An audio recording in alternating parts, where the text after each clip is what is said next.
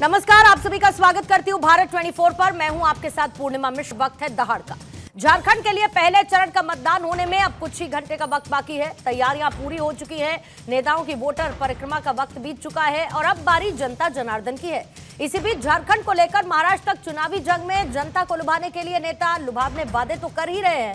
Reservation, संविधान और हिंदू मुसलमान भी खूब हो रहा है। झारखंड में हेमंत सोरेन के रिजर्वेशन वाले वादे की चर्चा है तो बीजेपी के संकल्प और कांग्रेस की गारंटियां लोगों के सामने विकल्प के तौर पर है। नेताओं की भाषा की मर्यादा किस स्तर पर जा पहुंची है कि कई नेताओं के स्टेटमेंट तो बीप के बिना आप सुन भी नहीं सकते। लेकिन सवाल यह कि जनता जब अपने प्रतिनिधि का चुनाव करने जाएगी तो उसके मन में क्या है, क्या चल रहा होगा? फ्री योजनाओं का अंबार, हिंदू मुसलमान, संविधान या फिर रोटी कपड़ा और मकान? आज करेंगे दहाड़ की चर्चा। सवाल हमारे सामने आज रहेंगे जिसमें झारखंड का रण कैसा रहेगा, प्रथम चरण, भूले मर्यादा का लिहाज, बदजुबानी का इलाज क्या है, नेताजी के वादे हजार, जनता के मन में क्या विचार, रिजर्वेशन, संविधान, हिंदू मुसलमान, किस मुद्दे पर मतदान, वोटर के मन में कौन सी चीज, चुनावी जंग में कौन 21। हमारे साथ मेहमानों का पैनल मौजूद है। कृष्णा कुंतल बीजेपी के प्रवक्ता, अंशुमान सैल हैं कांग्रेस के प्रवक्ता हमारे साथ, मोहन कर्माकर जी हैं जेएमएम के प्रवक्ता इस वक्त हमारे साथ मौजूद हैं, संजय राणा जी राजनीतिक विश्लेषक के तौर पर चर्चा का हिस्सा हैं और वरिष्ठ पत्रकार के तौर पर भारत भूषण हमारे साथ मौजूद हैं। आप सभी मेहमानों का बहुत बहुत स्वागत करती हूं। संजय राणा जी, जल्दी से आपसे शुरुआत करते हुए सम अप करेंगे क्योंकि फर्स्ट फेज बहुत इंटरेस्टिंग होने वाला है और चुनावी रैलियों के दौरान बहुत सारी बातों का जिक्र हुआ। भ्रष्टाचार से लेके लूट, कैसे आरक्षण पर जो है अपनी नजरें टिकाए बैठा है विपक्ष और आरक्षण को खत्म कर देना चाहता है, मुस्लिम आरक्षण से लेकर आदिवासी, जल, जंगल, जमीन, इन सब की चर्चा हुई है। लेकिन कुल मिलाकर फर्स्ट फेज में पार्टीज की भूमिका को जमीन पर ऑन ग्राउंड आप किस तरीके से देखते हैं?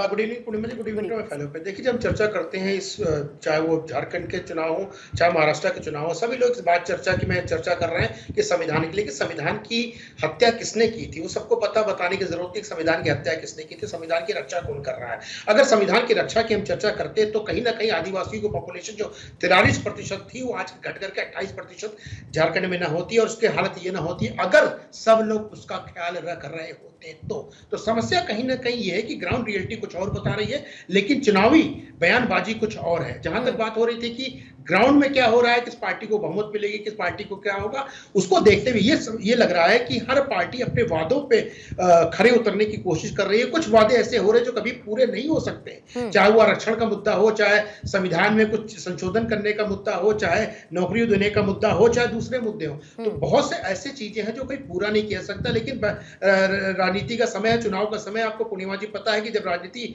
और चुनाव होते हैं तो बयानबाजी और बयानों का भरमार लगी रहती है और बयानों में कोई ये नहीं देखता कौन क्या बोल रहा है, सब अपनी पार्टी की चर्चा करते हैं। लेकिन हाँ, ये जनता को देखना होगा कि जनता को क्या मिल रहा है।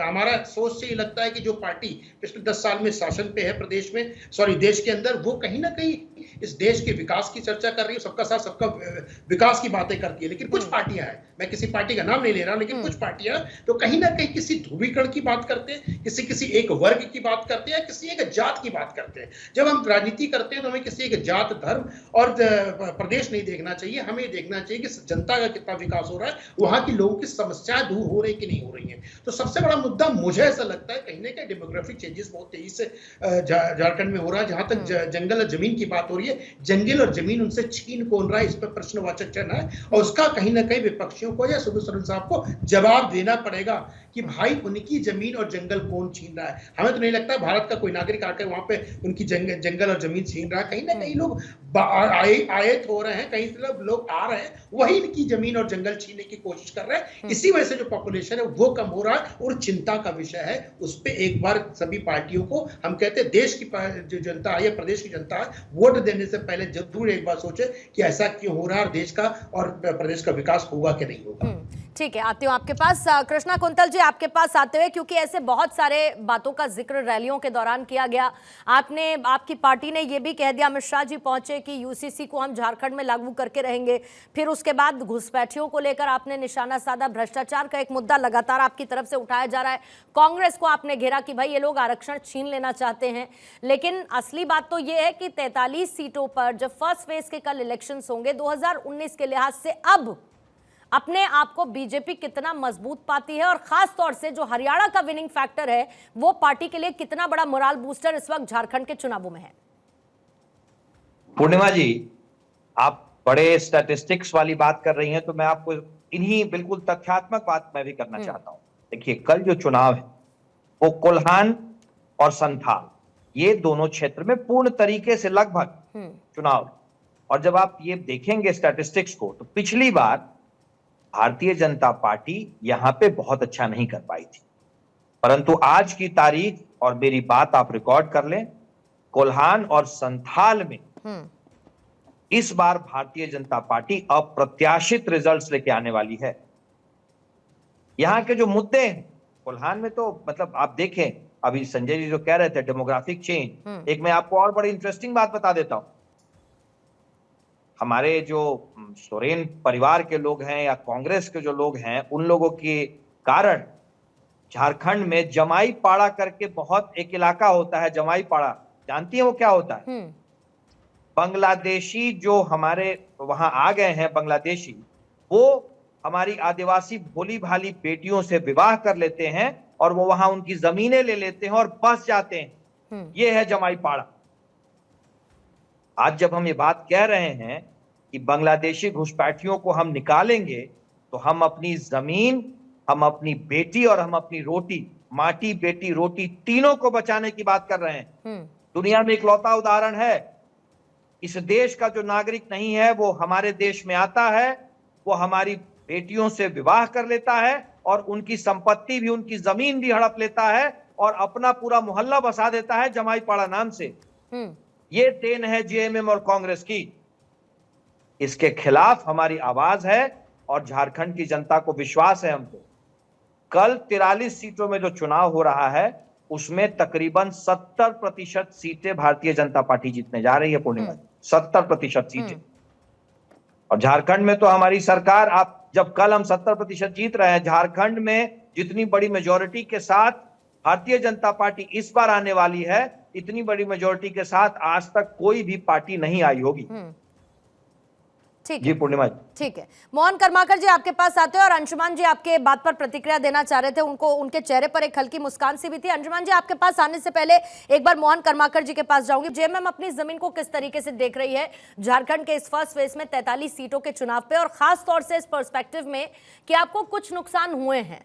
अब हेमंत सोरेन का जेल जाना, वहां से बाहर आना, एक उस पर्सपेक्टिव को आप कैसे देखते हैं? दूसरा, चंपाई सोरेन को, उनकी नाराजगी को, फिर बीजेपी में शामिल हो जाना, और जिस जगह का अभी अभी जिक्र कृष्णा कुंतल जी कर रहे थे कि भाई इस बार हम वहां पर जीतेंगे, उससे पहले वहां पर बीजेपी ने कोई जीत दर्ज नहीं की थी उस जगह पर पर्टिकुलरली। लेकिन जाहिर बात है कि चंपाई सोरेन के आने से बीजेपी अपने आप को उस इलाके में मजबूत पा रही है, और इसीलिए दावा कर रही है कि हम मजबूती के साथ इस पहले फेज में खड़े हैं। मोहन कर्माकर जी, देखिए, सबसे पहले तो हम जो घुसपैठिया का जिक्र किया, मैं उसकी बात करना चाहूंगा, क्योंकि राज अलग हुए 30 वर्ष हो चुका है और लगभग 18 वर्षों तक किसी न किसी रूप में भारतीय जनता पार्टी यहाँ पर शासन चला है। इसको घुसपैठिए का सवाल पर इसको ध्यान क्यों नहीं आया? इस 24 वर्षों में 18 वर्षों तक जब इसने शासन चलाया, ये घुसपैठियों को क्यों नहीं देखा? और सबसे पहले बात है, देश की सीमा सुरक्षा किसके हाथों में? कोई राज्य सरकार के हाथों में देश की सुरक्षा की व्यवस्था नहीं है, ये सेंट्रल गवर्नमेंट की है, केंद्र सरकार के हाथों में। आज देश का आपको सीआरपीएफ, बीएसएफ जरूरत पड़ता है तो वहां पर आर्मी भी उतार दिया जाता है। ये सेंट्रल के अधीन है। ये अपनी गलती को अपने खुद बता रहे हैं। आप जब देश की सीमा ठीक नहीं है तो देश का प्रधानमंत्री और गृह मंत्री को इस्तीफा दे देना चाहिए। राज्य सरकार के ऊपर में दोषारोपण कर रहा है, ये किस लिहाज से कर रहा है, कौन नियम के तहत कर रहा है? ये तो इसको समझने की जरूरत है। दूसरी बात है जो हमारी राज्य की सीमा है, झारखंड राज्य की सीमा, ये कोई विदेशी देश से सटा हुआ सीमा हमारा नहीं है। आती हूँ हमारे देश के भीतर ही राज्यों से सटा हुआ ये सीमा है। जैसे एक तरफ बंगाल है, एक तरफ बिहार है, एक तरफ उड़ीसा है, एक तरफ छत्तीसगढ़ है। इस तरह हमारी जो सीमा है राज्य की, ये विभिन्न राज्यों से सटा हुआ ये सीमा है। और कैसे यहाँ पर आ जा रहे हैं, इसके जब बंगाल से प्रवेश कर रहे हैं, बिहार से प्रवेश कर रहे हैं या कहीं और दूसरे राज्यों से प्रवेश कर रहे हैं, तो केंद्रीय एजेंसियां क्या कर रही है? केंद्र सरकार देश नहीं, का लेकिन जेएमएम के लिए मोहन जी, जेएमएम के लिए घुसपैठिए चिंता है या नहीं है? क्योंकि जितना मैं झारखंड को सर समझती हूँ, वहाँ के लोकल्स के लिए उनका जल, उनकी जंगल और उनकी जमीन, खासतौर से जो आदिवासी है उनके लिए बहुत इंपॉर्टेंट है। अगर घुसपैठिए आ रहे हैं तो घुसपैठिए उनके अधिकारों पर दावा ठोक रहे हैं, तो घुसपैठिए तो राज्य सरकार के लिए, आपकी सरकार के लिए भी चिंता है ना। आरोप प्रत्यारोप को दूसरी तरफ रख देते हैं, लेकिन ये तो आपके लिए भी चिंता का विषय होना चाहिए। मैडम, हाँ, घुसपैठिए है, चाहे कोई भी हो, आती हूँ किसी भी सर। धर्म, किसी भी जाति का हो, घुस हम बर्दाश्त नहीं करेंगे। लेकिन ये घुसपैठियों को रोक लगाने के लिए सीमा पर सुरक्षा देने का केंद्र सरकार के अधीन काम करता है। और केंद्र सरकार, सेंट्रल एजेंसियां वहां पर देखे, देश का प्रधानमंत्री, गृह मंत्री देखे, घुसपैठी किसी भी कीमत पर कहीं भी बर्दाश्त नहीं होगा, चाहे कोई भी समाज, कोई भी जाति का हो। भारतीय जनता पार्टी अभी तक क्या उन्होंने कार्रवाई की? 18 वर्षों में उन्होंने क्या कार्रवाई की? क्या कभी राज्य अपने उसकी जो सरकार बनी हुई थी, कभी कोई जांच किया? कभी किसी तरह का कोई कार्रवाई किया? कोई आंकड़ा उसके पास है तो वो बताए कितने लोगों को निकाला, किन किन लोगों पर कार्रवाई किया? ठीक है, और कृष्णा कुंतल जी से जवाब ले लेती हूँ। संजय राणा जी भी इस पर एक टेक देना चाह रहे हैं। हाँ ठीक, पूर्णिमा जी, हाँ ठीक है, जवाब ले लेते हैं। कुंतल जी के पक्ष में वोट मांगने आ रही है, वो ऐसी बात कर रहे हैं। आज ही हमने देखा है कि जमात इन लोगों के लिए वोट मांग रही है। और मोहन जी से आप पूछें, आपके चैनल पे बैठे हुए हैं, क्या अभी ये बात कहेंगे कि ये बांग्लादेशी मुसलमान घुसपैठियों को निकालेंगे, ये ऐसा कानून लाएंगे कि बांग्लादेशी मुसलमान घुसपैठिए झारखंड से बाहर निकाले जाए? और जिन लोगों ने गलत काम किया है, हमारी बेटियों से विवाह करके उनकी जमीनें ले ली हैं, क्या उनकी जमीनें वापस करवाएंगे? ये पूछिए इनसे, क्या ऐसा कानून ला सकते हैं ये? मोहन जी, आप पहले बताइए, आपका देश का प्रधानमंत्री, मैंने सीधा सवाल पूछा है मोहन जी, क्या बांग्लादेशी मुसलमानों को निकालने के लिए आप कानून लाएंगे? आप मुझे सीधा सवाल बताइए, वो जो जमाई पाड़ा बनवा रखा है आप लोगों ने, क्या उस पे आप लोग एक्शन लेंगे? मेरा सीधा सवाल है मोहन जी, सीधे सवाल का सीधा जवाब दे, सीधे सवाल का सीधा जवाब चाहिए मुझे। बांग्लादेशी मुसलमान घुसपैठियों के खिलाफ क्या आप कानून लाएंगे? मोहन जी जवाब दे, बांग्लादेशी मुसलमान घुसपैठियों के खिलाफ क्या आप कानून लाएंगे? जमात आपके लिए वोट मांग रही है मोहन जी, आपकी सच्चाई तो उसी वक्त जाहिर हो जा रही है। आपके लिए, राजद के लिए, कांग्रेस के लिए बांग्लादेशी मुसलमान सबसे महत्वपूर्ण है राजनीतिक रूप से। हमारी लड़ाई मोहन जी एक सीधा सा, मोहन जी, कृष्णा जी ने एक बहुत सीधा सा सवाल पूछा है, अगर उसका जवाब आप दे पाए तो बोलिए मैडम। नहीं, इन्होंने सवाल पूछा है कि जो, हाँ बोलिएगा कुंतल जी, बोलिए। मोहन जी, क्या बांग्लादेशी मुसलमान घुसपैठियों के खिलाफ आप कानून लाएंगे? मुझे आप एक लाइन का जवाब दें। ये जो जमाई पाड़े बन रखे हैं, क्या इसके खिलाफ आप कार्रवाई करेंगे? ठीक है, आप अपनी माटी बेटी रोटी बचाने के लिए क्या करेंगे, मुझे ये बताएं। मोहन जी जवाब। मैडम इसको शांत रहने बोलिए, उसी से बार बार उत्तर मत पूछिए, उत्तर हमसे मोहन जी डिबेट की एक डेकोरम होती है, गरिमा होती है। ठीक है कृष्णा जी एक सेकंड, मोहन जी एक सवाल पूछा उन्होंने, एक सवाल पूछा, उस सवाल का जवाब दे दीजिए ना सर, खत्म करते फिर आगे बढ़ते हैं ना। एक सवाल पूछा, जवाब दे दीजिए। यही चीज हम कर रहे हैं। हम आपको पहले ही बता दिए कि घुसपैठिए देश में किसी भी तरह का बर्दाश्त नहीं किया जाएगा। ठीक है, ठीक है, तो यानी कि जेएमएम को भी बदलती डेमोग्राफी से चिंता है ना? जेएमएम भी बदलती डेमोग्राफी से चिंतित है ना कर्माकर जी? कि नहीं करेंगे? कर्माकर जी, बदलती डेमोग्राफी से चिंतित है ना जेएमएम भी? चैनल से फिर तब आपके चैनल में नहीं बैठेंगे। मैंने आपसे सवाल पूछा सर, एक तो आप लोग पता नहीं नाक पर, एक तो आप लोग सर मक्खी बैठाकर आप लोग चर्चा करते हैं। कृष्णा जी एक second please sir, Krishna ji please एक सेकंड सर, एक सेकंड। और कर्माकर जी अब आप मेरी बात सुनिए, एक तो आप लोग नाक पर मक्खी बैठाकर सर आप लोग चर्चा में शामिल होते हैं। एक उन्होंने सवाल पूछा, आपने जवाब दिया उसका, मैंने आपसे उसका काउंटर पूछा कि मतलब बदलती डेमोग्राफी से जेएमएम भी चिंतित है ना। आप कह रहे हैं फिर मैं आपके यहाँ डिबेट पर नहीं बैठूंगा। गजब बात करते हैं सर।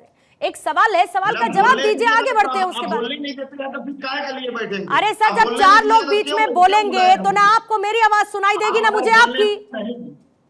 मानते हैं ना इस बात को? हमारे बीच में ठीक है। भाजपा के एंकर है। अरे मोहन जी सवाल सुन लिया आपने तो जवाब दे दीजिए। मोहन जी आपने सवाल सुन लिया तो जवाब दे दीजिए। अभी कल भी हमें आपको दिन भर चर्चा पर बैठना है। कल भी हम और आप दिन भर चर्चा पर बैठेंगे। Kunal ji please, Kuntal ji please, Krishna Kuntal ji please, बीच में नहीं सर, बीच में नहीं। कुंतल जी प्लीज बीच में नहीं, प्लीज सर बीच में नहीं, बीच में नहीं। देखिए पहले ही हम कहा कि घुसपैठिए किसी भी कीमत पर बर्दाश्त नहीं होगा, चाहे हमारे राज्य में हो चाहे देश के किसी भी राज्य में हो। घुसपैठिए बर्दाश्त नहीं होगा चाहे कोई भी हो।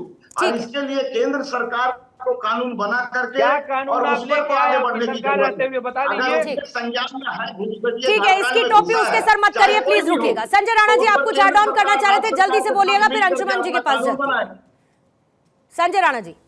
देखिए पूर्णिमा जी, अभी हमारे जेएमएम के प्रवक्ता बोले थे कि केंद्र सरकार की जिम्मेवारी बिल्कुल सही है, लेकिन आपकी जिम्मेवारी क्या? आधार कार्ड देना, राशन कार्ड देना, बिजली कनेक्शन देना, उनको घर देना, ये आपकी जिम्मेवारी है क्या? आपको उस पार्टी से आप आते हैं जिसने संघर्ष करके एक राज्य बनाया और अपने राज्य को डुबाने के लिए आप घुसपैठियों का साथ दे रहे हैं। तो आपको सबसे ज्यादा लज्जा आनी चाहिए। और आप पूर्णिमा जी पे इसलिए आरोप लगा रहे हैं क्योंकि आपके पास प्रश्न का उत्तर नहीं था जो कुंतल जी ने पूछा। आपको प्रश्न का उत्तर देना पड़ेगा कि आप ऐसा कोई कानून लाएंगे जिसके अंतर्गत घुसपैठियों पे प्रश्न चिन्ह लगाए सके, उन पर रोक लगाए सके। आप नहीं करेंगे क्योंकि आपको ये मुद्दा सूट करता है। आपको ये जितने भी रोहिंग्या है, बांग्लादेशी है, आपको सूट करते हैं। जब आपको सूट करेंगे तो आप दूसरों को शूट क्यों करेंगे? तो समस्या ये है कि आपको भागने की जगह नहीं मिल रही है। चाहे एंकर महोदय हो चाहे प्रवक्ता महोदय प्रश्न पूछ रहे हो, घबराने लगे। तो आप बता दीजिए कि आप कार्रवाई क्या करेंगे, आप अपनी बहन बेटियों के लिए क्या करेंगे, आप अपनी जमीन जंगल और पानी के लिए क्या करेंगे? ठीक है, ठीक है, इसके जवाब के लिए मैं आती हूँ आपके पास। कर्माकर जी थोड़ा सा समय दीजिएगा मुझे। कृष्णा जी मैं आपके पास भी आती हूँ, उससे पहले मुझे अंशुमान जी के पास जाना पड़ेगा और फिर उसके बाद भारत भूषण जी आपके पास आती हूँ। कांग्रेस पर भी लगातार अंशुमान जी आरोप लगे हैं कि कांग्रेस क्या कर रही है झारखंड में। जाहिर बात है एक तरफ तो कोलिशन की आप लोगों की सरकार है, पूरा का पूरा अलायंस है, लेकिन उसके बावजूद झारखंड में आरोप लगते रहे भ्रष्टाचार के। आरक्षण का एक मुद्दा बड़ा मुद्दा रहा। संविधान को लेकर कहीं ना कहीं बीजेपी कांग्रेस का डबल स्टैंडर्ड एक्सपोज करती रही और वही रैलियों के दौरान झारखंड में भी देखने को मिला है। अंशुमान जी। पूर्णिमा जी, पिछले 15 मिनट से आपके डिबेट पे बैठ के मुझे ऐसा महसूस हो रहा है कि इस डिबेट पे का तथ्यों से कोई लेना देना नहीं है। भारतीय जनता पार्टी के प्रवक्ता बैठ के बोल गए कि कल संथाल परगना के क्षेत्र में चुनाव है, इनको इनकी तैयारी कितनी है मैं इसी से समझ गया कि इनको ये भी नहीं पता है कि संथाल परगना में चुनाव सेकंड फेज में हो रहा है, कल नहीं हो रहा है। दूसरा, संजय राणा जी बता रहे थे कि झारखंड में आदिवासियों की आबादी 1940 में 41% थी। झारखंड राज्य का निर्माण शायद राणा साहब के लिए 1940 में ही हो गया हो। हमें जहां तक खबर है वहां तक 2000 में झारखंड का निर्माण हुआ और 2001 के सेंसस में झारखंड में 71 लाख आबादी थी ट्राइबल्स की, जो कि 2011 में बढ़ के 86 लाख हुई। घुसपैठ पे भाजपा के प्रवक्ता कुछ ज्यादा अति उत्साह में है। एक पुराना शेर है, कुर्सी है तुम्हारा जनाजा तो नहीं है, कुछ कर नहीं सकते हो तो उतर क्यों नहीं जाते। 10 साल से केंद्र में इनकी सत्ता है। घुसपैठ पे ये क्या कर रहे हैं? जब बंगाल में चुनाव आता है, जब असम में चुनाव आता है, झारखंड में चुनाव आता है, किसी भी राज्य में चुनाव आता है, ये बड़ी बड़ी बातें टेलीविजन पे करते हैं। मैं ये इनसे पूछना चाहता हूं कि पिछले 10 वर्षों में भारतीय जनता पार्टी ने घुसपैठ को रोकने के लिए क्या क्या कानून बनाए। इसके इतर पिछले 5 साल में, आपने पूर्णिमा जी भ्रष्टाचार की बात की, पूरा झारखंड इस बात को जानता है और देख रहा है कि कैसे झारखंड के एक बेटे को, कैसे झारखंड के एक आदिवासी नेता को फर्जी केसों में, मनगढ़ंत केसों में जेल भेजा गया और आज वो शख्स बाइज्जत बरी होकर कोर्ट के द्वारा बाइज्जत बरी करके उस व्यक्ति को बाहर किया गया। राणा साहब, आप राजनीतिक विश्लेषक के साथ साथ अति उत्साही भाजपा समर्थक है, हमें पता है। मैं आपको ट्विटर पे फॉलो करता हूं काफी समय से, तो आप उत्साह में आ जाते हैं तुरंत भाजपा को डिफेंड करने को। जरा आराम से रहें। मैं बोल लूं पहले। भ्रष्टाचार का आरोप झारखंड में कौन लगा रहा है पूर्णिमा जी? भ्रष्टाचार का आरोप लुइस बर्गर स्कैम वाला, हिमंता बिस्वा शर्मा, सारदा घोटाले वाला। और ये बात अंशुमन नहीं कह रहा, ये बात कांग्रेस पार्टी नहीं कह रही, ये बात वर्तमान गृह मंत्री और तत्कालीन भारतीय जनता पार्टी के राष्ट्रीय अध्यक्ष अमित शाह ने कही। वो आदमी झारखंड के कोने कोने में घूमकर वो हेमंत सोरेन को भ्रष्टाचारी कह रहा है। आपको क्या लगता है झारखंड की जनता जवाब नहीं देगी? बाहर से आके आप जो तमाम तरीके की बातें कर रहे हैं, यहाँ पे कल 53 लाख महिलाओं के खाते में 1000 रुपए चले गए। कुंतल साहब, आपको शायद खबर ना हो, क्योंकि आपको तो ये भी खबर नहीं है कि कल चुनाव किस क्षेत्र में है। राणा साहब, आप 1940 की आबादी झारखंड के आदिवासियों की बता रहे हैं। जरा आप मुझे ये फॉर्मूला बताइएगा कि ये फॉर्मूला आपने किस फॉर्मूला के तहत झारखंड राज्य की ट्राइबल्स की आदिवासी 1940 में निकाल ली। इसके बाद तमाम मुद्दों पे, बिजली बिल के मुद्दे पे इनके पास कोई जवाब नहीं है। भाई ये बताएं ना, ये बताएं कि इनके कितने राज्यों में, पूर्णिमा जी से पूछिए कि इनके कितने राज्यों में बिजली मुफ्त है, कितने राज्यों में इन्होंने बिजली बिल फ्री किया है। ठीक है, आपने फॉर्मूला पूछा है और आपने फॉर्मूला संजय राणा जी से पूछा है। आपने सही आदमी से सही सवाल पूछा है और मैं चाहूंगी कि संजय राणा जी इसका जवाब दे, लेकिन उससे पहले Krishna Kuntal ji quick counter please रखिएगा। संजय राणा जी, आपका भी एक शॉर्ट में जवाब लूंगी, फिर उसके बाद भारत भूषण जी आपके पास आते। पूर्णिमा जी, 350 करोड़ रुपए कैश अंशुमन जी के माननीय सांसद के पास मिले थे। 350 करोड़ रुपए, 350 करोड़ कितने होते हैं अंशुमन जी पता है आपको? अंशुमन जी कितने होते हैं 350 करोड़ पता है आपको? पता होनी चाहिए। पहले इस बात को सोचिए। आपके नेता जहां आपके नेताओं के यहाँ हाथ डलता है वही भ्रष्टाचार की गंगा बहते मिलती है अंशुमन जी। जहां 350 करोड़ कैश होता है तो वो भाजपा अंशुमन जी 350 करोड़ कैश कितना होता है पता है आपको? अरे कुंतल 350 करोड़ कैश। वो महाराज और सुन लीजिए, और सुन लीजिए। आप जो कह रहे हैं कि हम घुसपैठ के लिए क्या कर रहे हैं, तो कानून की जानकारी तो आप रखते हैं ना। चिंता मत करें, सरकार आने दें। जहां जहां हमारी सरकार है ना, वहां आपके टुकड़ों पे पलने वाले घुसपैठिए, रोहिंग्ये, ये सब वापस जा रहे हैं। चिंता मत करें आप। यहां आप जितनी भी कोशिश कर लें, सरकार आने दें। आपने क्या किया है? आपने तो घुसपैठ करवाया है और जमाई पाड़ा बनवाया है। आपने तो घुसपैठ करवाया है और जमाई पाड़ा बनवाया है। दूसरी तरफ 350 करोड़ रुपए कैश अंशुमन जी, 350 करोड़ रुपए कैश। जवाब है 350 करोड़। छुपाने को मजबूर कर दिया है, क्यों नहीं घुमा रहे हो? देखिए, मैं मानती हूँ कि चुनाव को लेकर चर्चा है तो हर कोई बहुत अति उत्साहित है, लेकिन मैं बार बार चर्चा में कहती हूँ कि अगर एक दूसरे को ओवरलैप करके आप लोग बोलेंगे सर, तो जनता को कुछ नहीं समझ में आएगा। कोशिश करें कि आपकी बात व्यूअर तक पहुंचे तो ज्यादा अच्छा है। संजय राणा जी प्लीज 30 सेकंड में काउंटर रखिएगा, मुझे फिर भारत भूषण जी के पास जाना। बिल्कुल। सबसे ज्यादा खुशी तो मुझे पूर्णिमा जी इसकी हो कि हमारे एक कांग्रेस के मित्र मुझे फॉलो करते हैं, इनको फॉलो करते हैं, धन्यवाद। देखिए, पहली बात तो मैंने 1940 बोला नहीं था, लेकिन फिर भी आपने 1940 का अगर जिक्र किया तो बता देता हूं। 1940 में झारखंड के अंदर ट्राइबल की पॉपुलेशन 43 थी।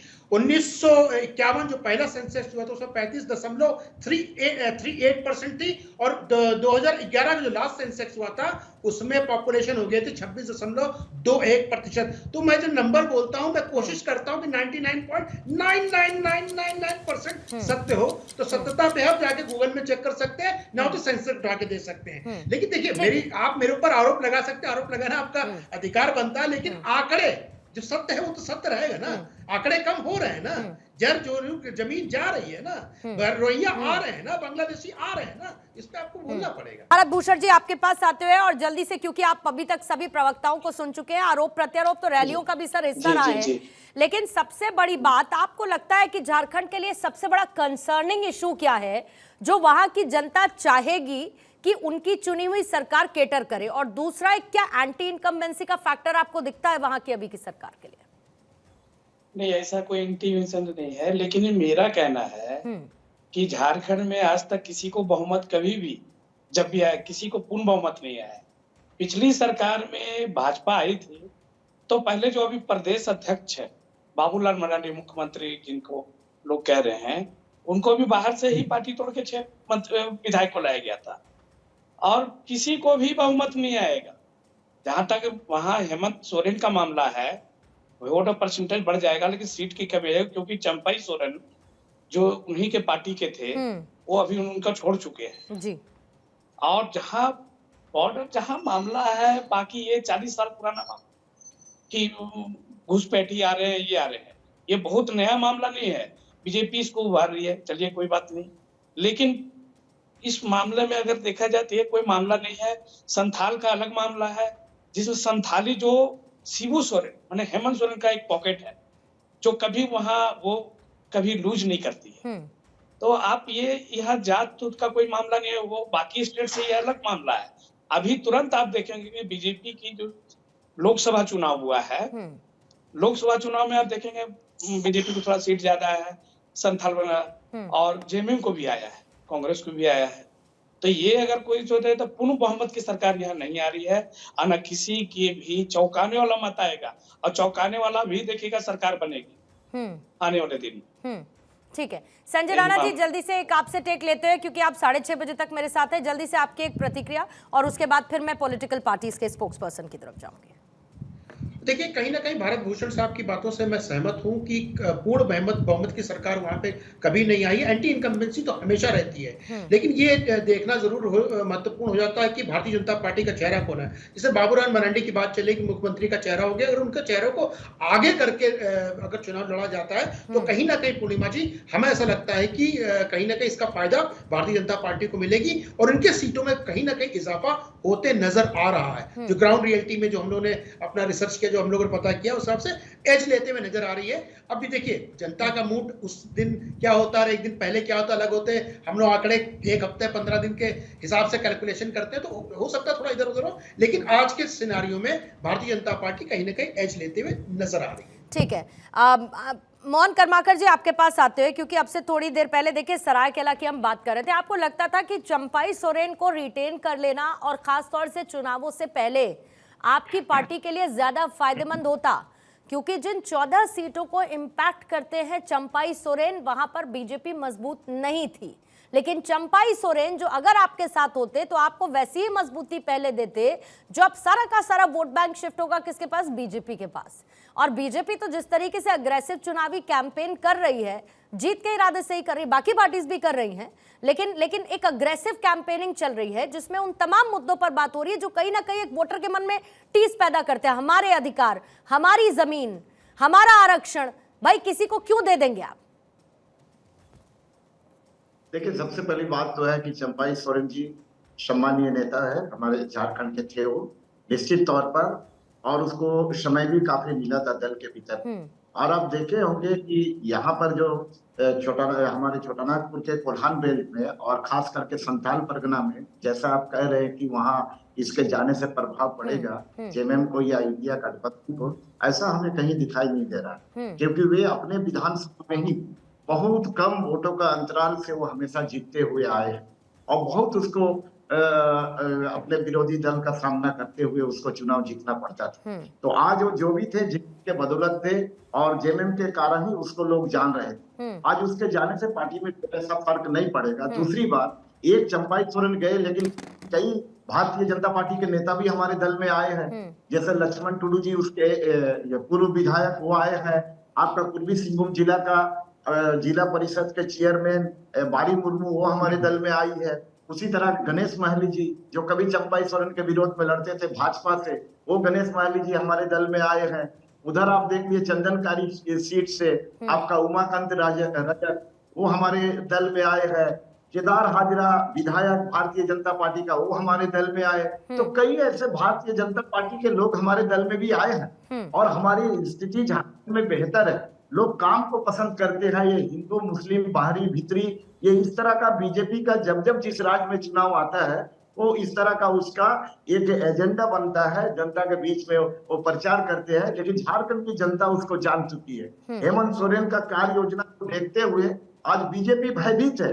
आज सेंट्रल से लेकर विभिन्न राज्य के मुख्यमंत्री को भी इस राज्य में उतार चुके हैं। हमारे यहाँ 2 ही स्टार प्रचारक है, एक आपका माननीय हेमंत सोरेन और दूसरा श्रीमती कल्पना सोरेन जी।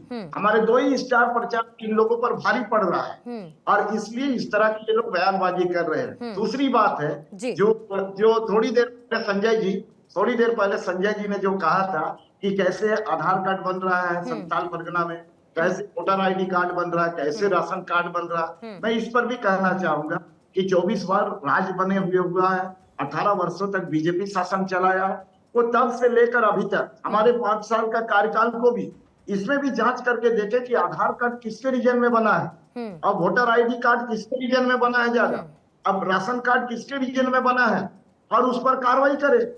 हम तो ये नहीं कह रहे कि मेरे इधर आपका 5 साल का आप नहीं, जांच तो मत आप ये कीजिए। कह रहे हैं आप कि अपनी आपकी सरकार के करिए। कार्यकाल में ऐसा कुछ नहीं हुआ है, जो हुआ वो पहले हो गया, यही कह रहे हैं ना कर्माकर जी, अगर मैं मैडम समझू तो। यही तो हम कह रहे हैं, आप पक्षपात क्यों कर रही मैडम? अरे आप सर, पक्षपात मैंने क्यों? हम तो आपकी बोल बात रहे ही को हैं। रिपीट किया, क्या हो गया कर्माकर जी? नहीं। आप ही की बात को आप दोहराया। पक्षपात कर रही हैं। कर्माकर हम जी, तो कहा कर्माकर जी, कि नो मेरे मैट 5 साल की बात कर ले। कर्माकर जी सुनिए मेरे- मेरी बात, मेरे- कर्माकर जी मेरी बात सुनिए। आप कितनी भी कोशिश देखिए, कर इस लीजिए, तरह बात कीजिए तो आप मैडम अपने आपके शब्द चैनल में मेरे नहीं मुंह में नहीं डाल पाएंगे आपका सर, चैनल में हम नहीं बैठेंगे। आप अपने आपका शब्द चैनल मेरे में मुंह में इस नहीं तरह डाल बैठेंगे। पाएंगे। मैंने आप आपकी बात बात को को दोहराया, ठीक जो है, आपने कहा कि नहीं, भाई नहीं, जो नहीं, कुछ नहीं, हुआ वो ये इनकी भाजपा की इनकी चैनल सरकार है। के दौरान हुआ, आप आपकी भाजपा का सरकार के हुआ दौरान चैनल कुछ है। भी नहीं हुआ। आप भाजपा कोई की कर्माकर चैनल जी है। प्लीज आप बार बार मोदी धमकी का देना दिखा सर रहे बंद हैं, क्या करिए, दिखा रहे हो? धमकी देना नहीं, बंद नहीं, करिए नहीं, कर्माकर आप जी, बंद बार करिए। बार उसी बात को नहीं, आप इस रिपीट तरह की मोड में बात चल नहीं। रहे हैं। आपका इस अगर तरह आपको बात मेरी नहीं कहीं भी चाहिए। नॉर्मल सी बात नहीं मैंने समझ में आ रही है तो सर वो मेरा प्रॉब्लम नहीं हो सकता है ना। मोहन जी शांति रखिए, थोड़ा पानी पी लीजिए सर, थोड़ा पानी पी लीजिए, पानी पी लीजिए, और बोलने के साथ साथ सुनने का भी सर मादा रखिए please sir, please Mohan ji, Mohan ji please, आप वरिष्ठ नेता हैं, अच्छे प्रवक्ता हैं, मत करिए सर। जनता ये सुन रही है कि मैं आप ही की बात को दोहरा रही हूं और आप मेरे से ही फिर उल्टा बोल रहे हैं। मत करिए इस तरीके से, मत करिए प्लीज सर। कृष्णा जी आपको लाते हुए इन सबसे ऊपर बढ़िए सर, अब इन सबसे ऊपर बढ़िए। कांग्रेस थोड़ा इससे अब ऊपर बढ़ चुकी है, जेएमएम को भी ऊपर बढ़ना चाहिए, नया कुछ ढूंढ कर लाइए। कर्माकर जी सच सम्मान कह रही हूँ, कुछ नया ढूंढ कर लाइए। अब पत्रकारों को ये कहने से पहले कि वो बीजेपी के प्रवक्ता है, कुछ अब नया ढूंढ कर लाइए सर प्लीज। हम भी अब इससे बोर हो चुके हैं, कुछ नया ढूंढिए, कुछ क्रिएटिव करिए, अच्छा रहेगा आपके लिए भी, कुछ नया ढूंढिए प्लीज सर।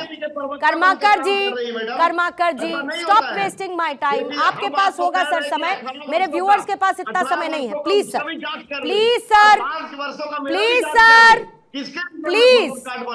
आपको अलग मिर्ची लग रही है, पता नहीं किस बात की। कृष्णा जी आपको लाते हुए अब इससे ज्यादा नहीं समझाया जा सकता है सर, इससे ज्यादा मैं आपको नहीं समझा सकती। कोई बात नहीं, कोई बात नहीं सर, कोई बात नहीं, कोई बात नहीं, आप जीते, बस करिए। कृष्णा जी आई।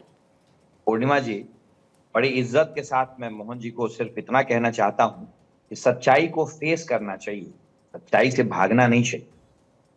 डिबेट पे वापस आते हैं। अभी भरत भूषण जी ने भी कहा आपको, देखिए कोल्हान और संथाल ये दो बड़े डिसिसिव इलाके हैं, और भारतीय जनता पार्टी के प्रवक्ता होने के नाते मैं पूरी जिम्मेदारी के साथ कह रहा हूं, इस बार कोल्हान और संथाल में भारतीय जनता पार्टी बहुत ही बेहतर प्रदर्शन करने जा रही। आप हमारे जो लोकसभा के रिजल्ट्स हैं वो भी उठा के देख लें। बाकी जगहों पे हमारी पकड़ पहले से मजबूत थी। 2019 में ये दो इलाके थे जहां हम उतना अच्छा नहीं कर पाए। इस बार इन दो इलाकों में भी हम बहुत अच्छा करेंगे, और मैं पूरी जिम्मेदारी के साथ कहता हूं पूर्णिमा जी, आप प्लीज इस बात को नोट कर ले, भारतीय जनता पार्टी इस बार पूर्ण बहुमत की सरकार बना रही है। लेकिन कृष्ण हमारे लिए माटी रोटी बेटी ये तीनों हमारे लिए मुद्दा है। लेकिन कृष्णा जी एक बात बताइए मुझे, आप कह रहे हैं संथाल और घाटशिला संथाल बड़ा इलाका है, मैं मानती हूँ बहुत डिसाइसिव फैक्टर है, लेकिन इस बार कहीं ना कहीं चंपाई सोरेन को आप अपने साथ लेकर आए सर। आप फिर कांग्रेस पार्टी पर देखिए परिवारवाद का आरोप लगा देते हैं, लेकिन कहीं ना कहीं चंपाई सोरेन को अपने साथ लेकर एक कीमत तो आपको यहाँ पर देनी पड़ी ना। आपने एक ऐसे चेहरे को उतारा जो चंपाई सोरेन के बेटे हैं, उनके सामने जो जेएमएम के कैंडिडेट हैं बहुत अनुभवी कैंडिडेट हैं, फिर आप ये भी कहते हैं कि ये इलाका बहुत ही डिसाइसिव फैक्टर भी है, तो ऐसे में कहीं ना कहीं तो आपको चंपाई सोरेन का साथ मिले। आपने उसके लिए there are no free lunches sir, and I know this very well. Purnima ji, Champai Soren ji Guru ji के बाद सबसे वरिष्ठ नेता हुआ करते थे। क्या किया उनके साथ? देखिए, डिबेट को मैं कहीं और नहीं मोड़ना चाहता हूं, पर these are facts. Champai Soren ji Kolhan tiger Guru ji के बाद सबसे सीनियर लीडर हुआ करते थे, और इनको इतने बेजार के साथ इनको रुखसत किया पार्टी से। पूर्णिमा जी, चंपाई सोरेन हमारे लिए ताकत है, मैं ये भी आपके सामने बिल्कुल स्वीकार करता हूं। चंपई सोरेन हमारे लिए ताकत हैं। कोल्हान और संथाल भारतीय जनता पार्टी के साथ है और इस बार हम पूर्ण बहुमत की सरकार बनाएंगे। हमारे लिए रोटी, बेटी और हमारी जमीन, ये तीनों हमारे लिए मुद्दा है। बांग्लादेशी रोहिंग्या हमारे लिए मुद्दा है। मंदिरों में मांस काट के फेंका जाना हमारे लिए मुद्दा है।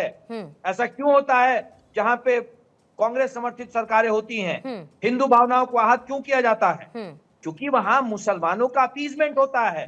इन लोगों के लिए मुसलमानों का अपीजमेंट इनका सबसे पहला राजनीतिक धर्म है।